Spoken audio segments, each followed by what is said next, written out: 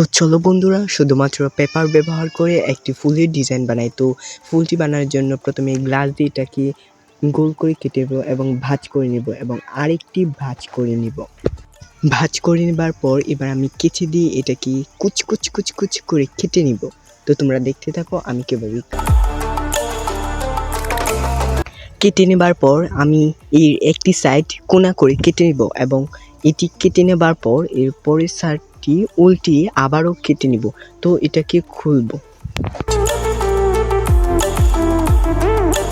তো তোমরা দেখতে থাকো আমি কিভাবে এই ফুলের ডিজাইনটি বানাচ্ছি এবং তোমরাও এটি বানাতে পারবে। তোমাদের এই ভিডিওটি যদি একটু উপকার হয় তাহলে তুমি আমার চ্যানেলটি সাবস্ক্রাইব করে পাশে থাকবে। তাহলে আমি যখন নতুন একটি ভিডিও আপলোড করব তখনই তোমার কাছে নোটিফিকেশন চলে যাবে। এবং এই ভিডিওটির জন্য একটি লাইক দিয়ে দিন এত সুন্দর ভিডিও পাওয়ার জন্য।